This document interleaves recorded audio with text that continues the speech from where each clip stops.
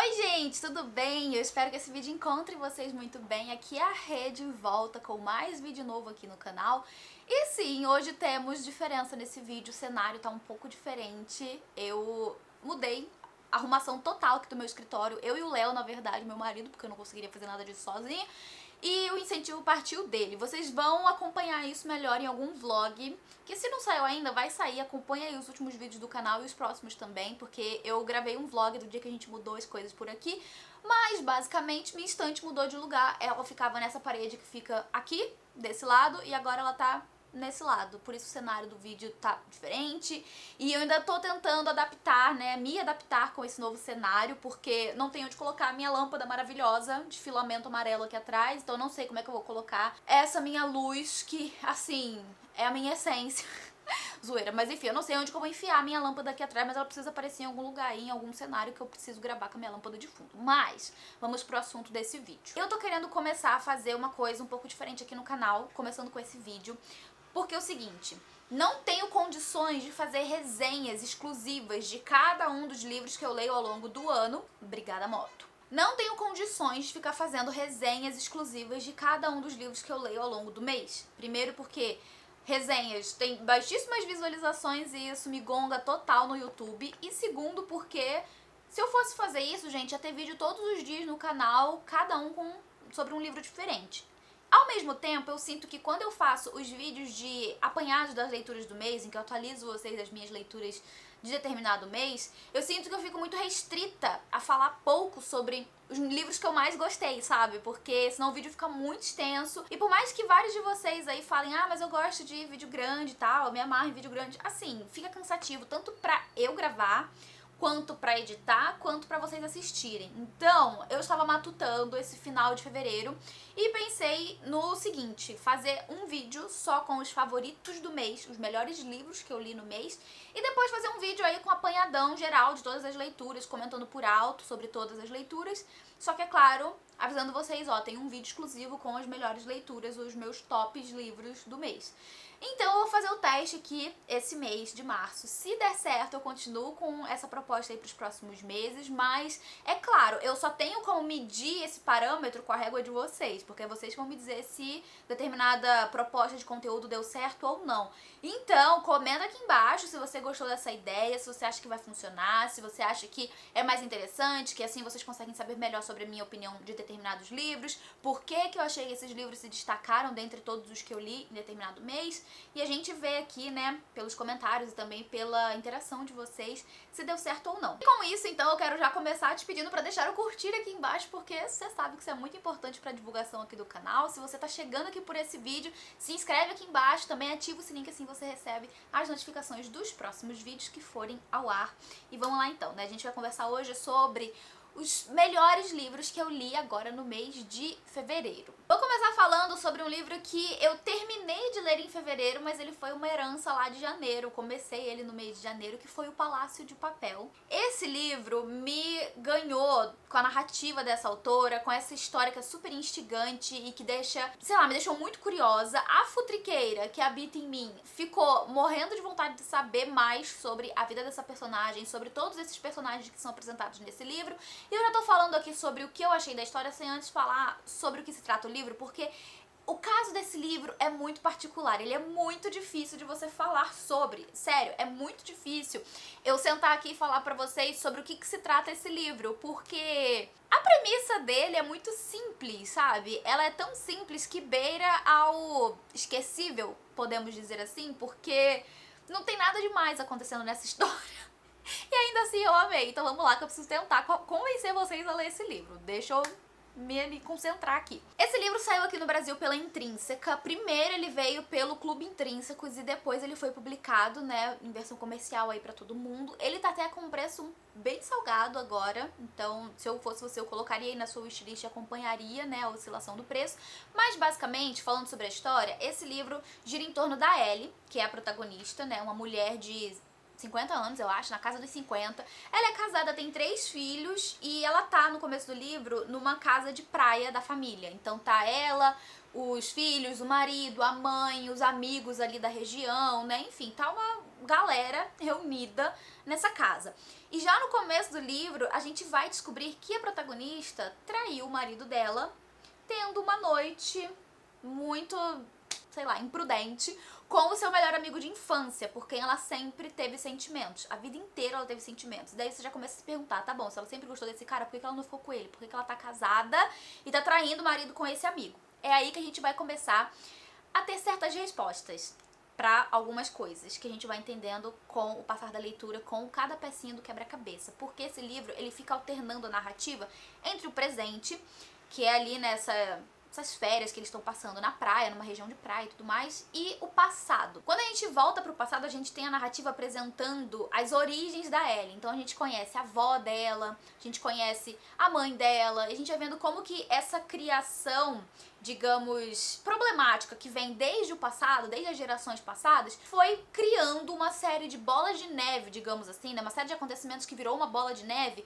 porque a gente vê, né, percebe certos padrões, assim, de repetições de erros, de repetições de problemas, enfim, né, coisas que vão se repetindo aí na vida dessas mulheres ao longo dos anos. E eu acredito também que essas voltas ao passado mostram muito pra gente sobre todos os problemas que essas mulheres passaram ao longo das suas vidas. Então a gente tem ali não só mulheres que estão vivendo situações difíceis, como também mostrando ali o lado humano dessas mulheres que cometeram erros no passado, como que a sociedade no passado tinha determinados costumes, determinadas formas de pensar e de enxergar e de lidar com certas situações que foram, sabe, transformando aquilo com o passar das gerações em questões muito mais profundas, sabe, que influenciam na vida das próximas gerações, das pessoas ali que estão por vir, enfim. Já deu pra perceber que é aquele tipo de livro que tem essa questão familiar muito intrincada na história, e embora a gente tenha essa protagonista que é a Ellie, a gente tem também um foco muito abrangente ali em outros personagens. Como eu falei, né, a gente volta aí desde o passado e vai conhecendo mais sobre a família dela até chegar nela. A gente conhece mais também sobre a irmã dela, esse relacionamento, né, entre irmãs ali que se mostrou um relacionamento complexo, mas aquele tipo de relacionamento entre irmãos que não é, né, flores o tempo todo, que tem ali certos problemas. Mas enfim, com o passar da narrativa, então a gente vai conhecendo mais sobre o passado dela, sobre tudo que aconteceu na vida dela, na família dela, como que ela conheceu esse melhor amigo de infância, por que que eles não ficaram juntos e o que causou, digamos, a reviravolta gigantesca nos acontecimentos ali na vida deles e impediu que eles ficassem juntos e fizesse com que eles tomassem, digamos, caminhos alternativos ao longo da vida que levaram eles onde eles estão agora. Ao mesmo tempo que ela tem esses sentimentos aí que, digamos, estão meio assim camuflados, né, pelo melhor amigo de infância. Então, essa é aí, né, a história como um todo. Como eu falei com vocês, a sinopse não tem nada demais, sabe? Não tem nada de uau, meu Deus, você vai ler pra esperar por isso. Mas ao mesmo tempo, ao longo dessa narrativa que intercala entre passado e presente, a autora incute, sabe? Coloca ali no meio do texto tantas críticas, tantos acontecimentos que são chocantes, que são incômodos, que fazem a gente se colocar no lugar dos personagens e sentir a angústia e as aflições que passaram, né, pela vida deles ali ao longo de toda a narrativa. É um livro que vai ter cenas de abuso infantil, vai ter cenas de abuso sexual, então a gente tem esses gatilhos que estão presentes na história, mas não de forma super descritiva, porque a autora mais insinua o que tá acontecendo do que de fato explicita tudo, sabe? Tem algumas cenas que são bem visuais, porque a autora consegue criar essa visibilidade na cabeça da gente, mas ao mesmo tempo eu não senti que foram cenas muito terrivelmente descritas, como por exemplo na leitura de Herdeiras do Mar, que pra mim foi muito descritivo, tão descritivo que foi assustador, né? Isso não acontece em O Palácio de Papel, mas são coisas que estão presentes nessa história que a autora vai trazer de uma forma visual, porém não, sabe, descritivamente, minuciosamente descrito. E eu gostei muito desse livro, foi meu primeiro livro favoritado desse ano, porque ele mexeu muito comigo, ele me fez ficar realmente muito envolvida com essa história, pra descobrir o que aconteceu e, sabe, por que que os personagens chegaram onde eles estão no presente. E ele tem uma vibe muito um lugar bem longe daqui. Eu senti, assim, não só pela ambientação ali, com essa questão de praia, né, de férias e dos conhecimentos da natureza que a autora vai embutindo ali na história, como também a narrativa, a própria narrativa, eu sinto que me remeteu, assim, sabe, me fez ter muitas lembranças da leitura de Um Lugar Bem Longe Daqui. Então esse foi um livro 5 estrelas que eu também favoritei e que foi finalizado em janeiro. Um outro livro que eu também terminei agora em janeiro e que foi uma ótima leitura foi Gente Ansiosa. Esse livro eu comecei a ler sem muitas expectativas e eu confesso que, assim, no sentido de me envolver com a história, não funcionou tanto assim, sabe? Eu não fiquei super curiosa e ansiosa e, sabe, querendo saber logo o que tinha acontecido, mas o autor traz dentro dessa história um humor ácido, um humor embutido ali, né, na narrativa, nas tiradas que os personagens dão uns com os outros, que me cativou. Então, digamos que a narrativa dele, a forma como ele narra a história me cativou, porém, não me prendeu tanto assim dentro da história, no sentido de que eu não me importei 100% com todos os personagens, sabe? Eu só tava mesmo interessada ali na forma como ele tava narrando a história e trazendo essas críticas embutidas no humor. Aqui nesse livro, a gente tem uma história que começa com um assalto a um banco. E a gente vai, então, a partir daí, entender por que esse assalto ocorreu, quem é o assaltante, e como que em algum momento ali da história ele vai acabar mantendo várias pessoas em cativeiro. E a partir daí a gente tem, né, todo o desenvolvimento dessa investigação, porque a gente tem como protagonista ali, eu diria que é um dos protagonistas, um policial, que junto com um outro colega dele ali de trabalho, que também é policial, eles vão começar a fazer essa investigação e a partir daí a gente começa a conhecer cada uma das pessoas que estavam ali no cativeiro e, assim, através da entrevista, através da própria narrativa do autor, que ele vai contando ali um pouco sobre o que aconteceu naquele dia, a ordem dos acontecimentos também, muito sobre o passado de cada um desses personagens, a gente vai construindo mais ou menos a identidade de cada um deles. Eu acho que é um livro muito complexo, porque são vários personagens e o autor o tempo todo vai trazer mais sobre o pano de fundo da vida desses personagens, sabe? Sobre o passado deles. Então, cada um ali tem a sua particularidade, cada um vai ter ali a sua individualidade que o autor explora muito bem, narrando sobre o passado e também sobre o presente. Então é muito fácil de você entender certinho assim quem são esses personagens e sem se confundir ao longo da narrativa. E eu achei muito interessante a forma como ele construiu essa história e como que ao longo de toda essa narrativa ele vai trazer, como eu falei, várias críticas, vários assuntos, várias, assim, situações que são do nosso cotidiano, mas que também trazem certo debate, sabe? Podem trazer certa discussão. Eu acho que esse também é um bom livro para um clube do livro, digamos, porque a gente tem vários pontos ali em que é possível sentar, conversar, debater. Então, pra mim foi uma ótima leitura também. Não consegui favoritar nem dar 5 estrelas, mas pra mim foi aí um dos melhores livros que eu finalizei no mês de fevereiro. Então, ele não poderia ficar de fora aqui dessa lista. Então, coloquem aí Gente Ansiosa também numa das melhores leituras de fevereiro. Eu vou também mencionar O Tatuador de Auschwitz, que foi a nossa primeira leitura do Clube do Livro dos apoiadores do Catarse. A gente leu esse livro em conjunto, e inclusive ele tá no Kindle Unlimited, então se você tiver curiosidade, já dá pra ler aí pelo programa. E esse livro, ele é uma biografia romanceada sobre um homem que foi um tatuador de Auschwitz. Na leitura a gente conhece ele até um pouco antes da guerra, um pouco antes ali a gente tem conhecimento sobre como era a vida dele, de onde ele vinha, a família dele e tudo mais. Basicamente, o governo da Eslováquia e também de vários outros países ali, né, sob a influência da Alemanha, começaram a recrutar, entre aspas, assim, os filhos de famílias judias. Então, basicamente, todas as famílias judias deveriam enviar pelo menos um dos seus filhos pra essa coisa que a Alemanha estava pedindo, que nunca era muito claro pra onde que eles estavam indo, o que eles iam fazer, o que seria exigido deles. Eles só tinham que ir, né, atender esse chamado da Alemanha. E isso no começo da guerra, obviamente, né, gente? No começo dos campos de concentração. Então, o Lali, que é o protagonista, que era um jovem na época, ele vai, né, em nome da sua família, ser enviado lá para Auschwitz, para a Polônia, porque ele ia, né, foi inclusive com o pensamento de que ele indo, a família dele seria deixada em paz, a família dele ficaria tranquila, e daí, depois que tudo acabasse, ele voltaria, né, pra família dele, pro país dele.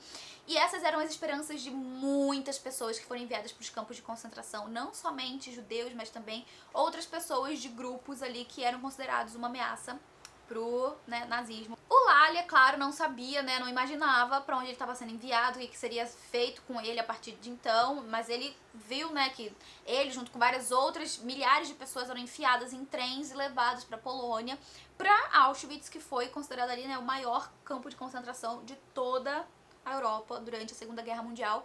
Então é pra lá que ele vai no começo ali ser forçado a fazer trabalhos, né, é quase uma prisão de trabalho forçado, ou basicamente podemos falar também que é uma prisão de escravidão. Com o passar da leitura a gente entende que algumas coisas muito importantes vão acontecer na vida do Lally ali dentro do campo de concentração. A primeira coisa é ele ter se tornado o tatuador ali do campo de concentração, por ele ser uma pessoa com muita instrução. Ele conhece várias línguas, então ele consegue se comunicar com várias pessoas de diferentes nações, né, nacionalidades, então isso acaba colocando ele como uma espécie de trunfo ali dentro do campo de concentração, e ele acaba sendo colocado então como o principal, digamos, tatuador ali de Auschwitz. Essa vai ser a primeira coisa que vai acontecer na vida dele, que vai colocar ele como destaque, né, porque ele tá trabalhando entre muitas aspas, assim, né, junto com os nazistas, entre muitas aspas. Isso foi uma das coisas que inclusive fez com que o Lally, depois que a guerra acabou, é claro, tivesse medo de ser associado ao nazismo. Então, por isso, inclusive, ele desapareceu, e só agora, recentemente, que ele foi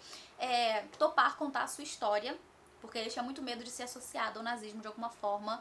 E, na verdade, a gente entende aí ao longo da leitura que ele, assim como outras muitas pessoas, fizeram apenas o necessário para sobreviver, né? Então, começando por aí, ele se tornou o tatuador de Auschwitz. Em segundo lugar, logo nos primeiros dias ali que ele entra no campo de concentração, ele vai conhecer duas pessoas que são pai e filho. Eles são prisioneiros, assim como o Lally, mas eles têm um tipo diferente, um regime diferente de prisão, porque eles têm digamos assim, um regime mais flexível, sabe? Eles não ficam o dia inteiro, à noite ali no campo. Eles vêm, trabalham, depois eles vão embora. E se associando com esses dois, ele vai acabar encontrando um jeito de ajudar a trazer mais comida pra dentro do campo. Então, com isso, a gente vê a influência dele surgindo de outra forma, né? No caso, pra ajudar as pessoas, se arriscando muitas vezes pra ajudar as pessoas. E a terceira coisa ali também, que de muita importância vai acontecer na vida dele, é ele conhecer a Gita, que é a pessoa por quem ele vai se apaixonar. Ele vai tatuar o braço dela ali, né? Vai ser uma das mulheres que ele vai tatuar. E ele vai se apaixonar, vai se encantar por ela, ele vai se aproximar dela ali em algum momento. E a Gita vai meio que ajudar ele, de certa forma, com esse escambo, sabe? Esse tráfico, vamos colocar assim, de comida pra dentro do campo de concentração. E é com isso, então, que ele vai realmente se tornar uma pessoa muito respeitada ali dentro, tanto pelos, né, judeus, quanto uma pessoa de valor para os nazistas. Então, com isso, a gente tem essa figura de muita importância ali dentro de Auschwitz, que foi o Lally. A história dele é muito triste, mas também muito bonita, não só dele, mas também de outras pessoas que são inseridas ali na narrativa dele. Eu recomendo muito a leitura, foi um livro muito impactante, muito triste, mas ao mesmo tempo que dá aquela esperança na humanidade, sabe? Porque mesmo quando, assim, as pessoas poderiam facilmente não ter mais esperança nenhuma, sabe? Em receber ajuda de outro ser humano. A gente vê as pessoas no pior momento da vida delas, ainda assim, encontrando um pouco de solidariedade para com as outras pessoas e ajudando umas às outras, muitas vezes se colocando, sabe, na frente do fogo cruzado uma pelas outras. Então foi um livro maravilhoso que a gente leu em conjunto lá no clube de apoiadores e que foi um dos melhores de fevereiro também, recomendo muito a leitura.